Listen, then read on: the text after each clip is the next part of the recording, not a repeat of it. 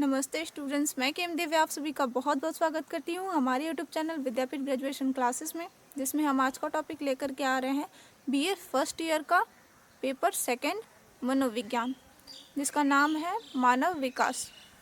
और आज हम जानेंगे अध्याय 1 के बारे में, जिसका नाम है मानव विकास।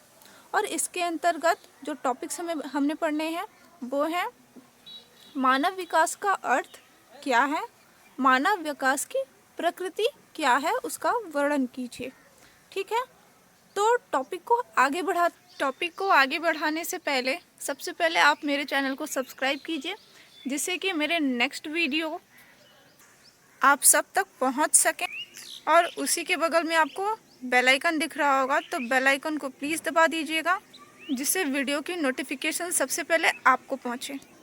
और एक रिक्वेस्ट है कि वीडियो को एंड तक ज़रूर देखें, अदरवाइज़ वीडियो के अंतर्गत क्या बताया गया है ये चीज़ें आपको समझ में आने में थोड़ी सी प्रॉब्लम करेगी।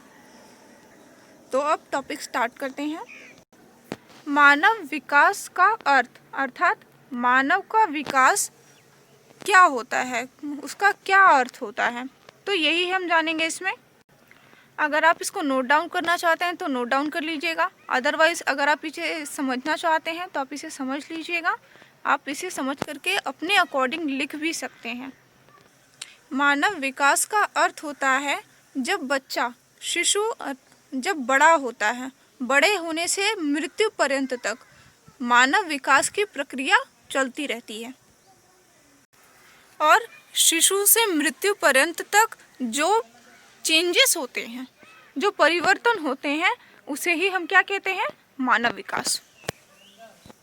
ऐसा तो सभी जानते हैं कि मानव विकास की अभिवृद्धि परिपक्वता पर डिपेंड करता है। जैसे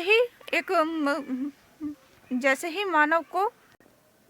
मानव परिपक्वता के स्टेज में आ जाता है, परिपक्व हो जाता है, उसके बाद उसका शारीरिक विकास जो होता है वो रुक जाता है, परंतु जो मानसिक विकास होता है वह निरंतर चलता रहता है। और इसीलिए हम कह सकते हैं कि मानव विकास निरंतर चलने वाली प्रक्रिया है, जो जन्म से मृत्यु पर्यंत तक चलती रहती है। विकास शरीर के गुणात्मक परिवर्तनों को कहते हैं।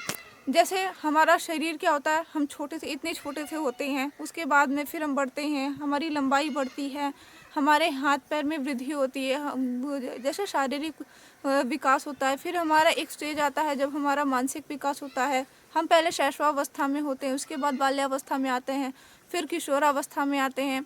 ठीक है, तो इसी प्रकार जो हम अवस्थाएं परिवर्तित करते हैं, यह एक गुणात्मक प्रक्रिया है। तो इसीलिए कहा जा रहा है कि मानव विकास जो है वह एक गुणात्मक प्रक्रिया है।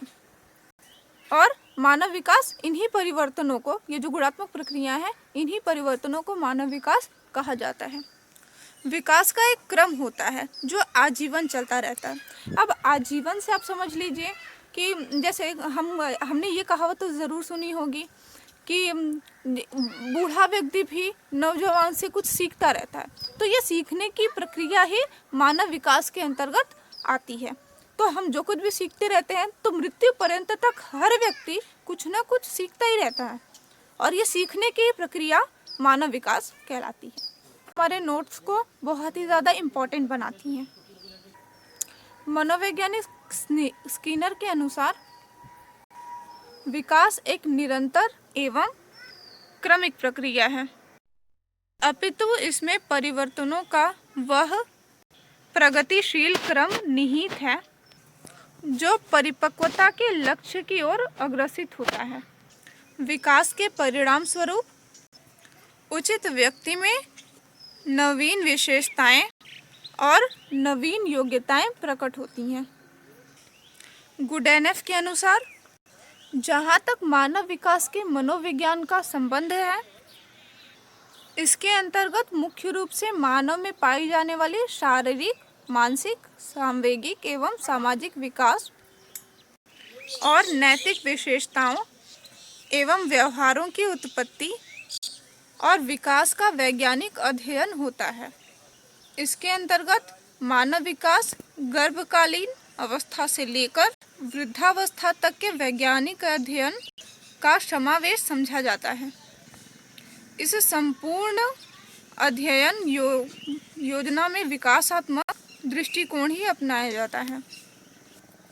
तो इसलिए हम कह सकते हैं कि मानव विकास एक निरंतर एवं क्रमिक प्रक्रिया है, जिसके द्वारा व्यक्ति में मात्रात्मक एवं गुणात्मक विकास में वृद्धि होती है और नवीन विशेषताएं और प्रकृति और क्षेत्र के बारे में, अर्थात मानव विकास का मतलब दिखाई कैसे पड़ता है, हम उसे कैसे पहचान सकते हैं कि एक मानव में मानव विकास हो रहा है, अर्थात इसका स्वरूप क्या है। तो आइए अब इसको जानते हैं। और अभी तक अगर आपने मेरे चैनल को सब्सक्राइब नहीं किया है तो प्लीज़ इसे सब्सक्राइब कीजिए, और अगर वीडियो अच्छी लगे तो इसे लाइक भी कीजिए। और अगर आपके कोई कमेंट्स हो तो प्लीज़ कमेंट बॉक्स में कमेंट कीजिए। और अगर आपको इससे रिलेटेड नोट्स चाहिए तो आप बता दीजिएगा, मैं आपको PDF फाइल और व्हाट्सएप पे और अदर इन एरिया पे जहाँ से आप मुझसे कांटेक्ट कर सकते हैं, तो वहाँ से आप मुझसे, जैसे फेसबुक हो गया, मैसेंजर पे आप मुझे मैसेज कर दीजिएगा, तो मैं इसका नोट्स भी आपको प्रोवाइड करा दूँगी PDF फाइल में।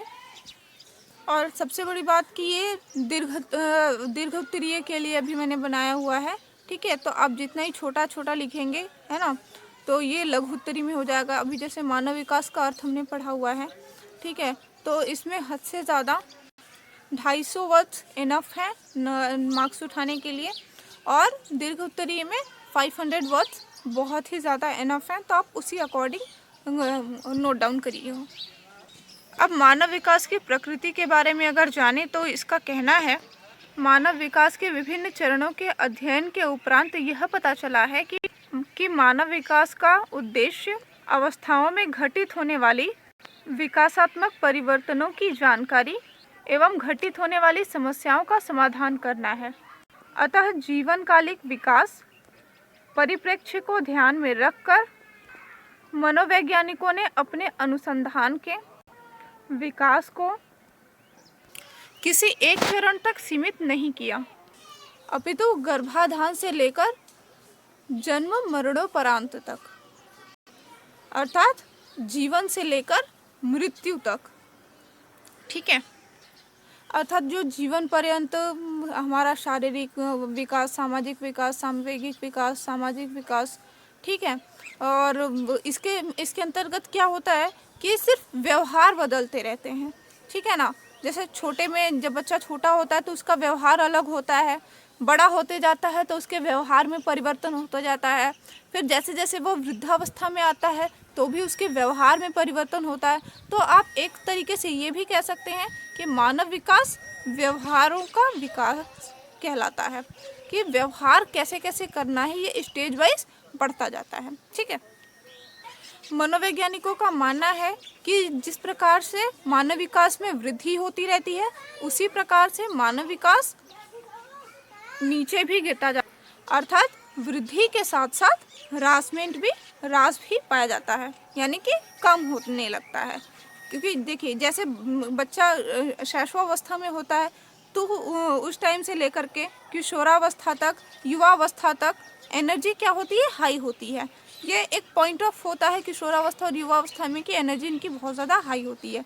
बट जैसे जैसे हम प्रौढ़ावस्था और वृद्धावस्था के अंदर आते हैं तो एनर्जी लेवल क्या होता है, कम होने लगता है। तो मनोवैज्ञानिक इसी चीज़ को समझाना चाहते हैं। और यह भी कहा जा रहा है कि पुरानी आकृतियों का विलोप होकर के नई आकृति भी इसमें बनती है। अब जैसे पुरानी आकृति के बारे में हम क्या बात करते हैं, जैसे बच्चा छोटा होता है पर वही वृद्धावस्था के टाइम में शरीर की बनावट कुछ अलग ही हो जाती है ना। तो इसी के बारे में कहा जा रहा है कि पुरानी आकृति का विलोप हो जाता है और नई आकृति इसमें बनती रहती है। अब एक चीज़ें इसमें बिल्कुल ही अलग हैं।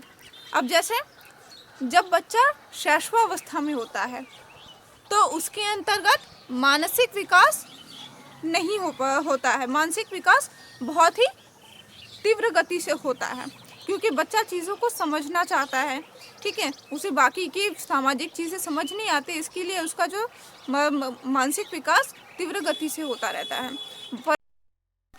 अतः वृद्धि एवं ह्रास दोनों ही प्रकार से होने वाले परिवर्तन विकास के अंतर्गत देखा जाता है। अब एक मनोवैज्ञानिक है क्लार्क जिनका कहना है कि विकास में समांतर रूप से वृद्धि एवं ह्रास जीवन पर्यंत अर्थात गर्भाधान से लेकर मृत्यु पर्यंत तक चलता रहता है। मनोवैज्ञानिक प्रौढ़ावस्था एवं वृद्धावस्था में होने वाले विकास की संभावनाओं की जानकारी प्राप्त करने में रुचि रखते हैं कि प्रौढ़ावस्था और वृद्धावस्था में जो विकास होता है वो किस प्रकार का होता है, क्योंकि हम उसे देख तो पाएंगे नहीं, क्योंकि शैशवावस्था में तो हमें दिखाई देता है कि बच्चा बढ़ता है, किशोरावस्था तक बढ़ता रहता है, ठीक है। उसके बाद जैसे ही वो युवावस्था में आता है तो उसकी शारीरिक गठन जो होती हैं वो मजबूत होने लग जाती हैं, ठीक है। परंतु प्रौढ़ावस्था और वृद्धावस्था में किस प्रकार के परिवर्तन होते हैं, तो जो मनोवैज्ञानिक है इस चीज़ में बेहद ही ज़्यादा इंटरेस्टेड होते हैं कि ये किस प्रकार का विकास प्रौढ़ावस्था और वृद्धावस्था में होता है।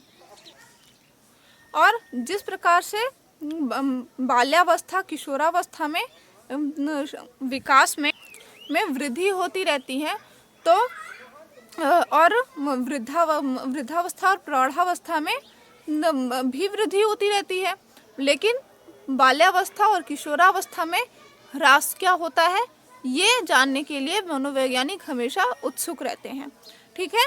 और वृद्धावस्था और प्रौढ़ावस्था में क्या हरासमेंट होता है ये जानने के लिए उत्सुक रहते हैं।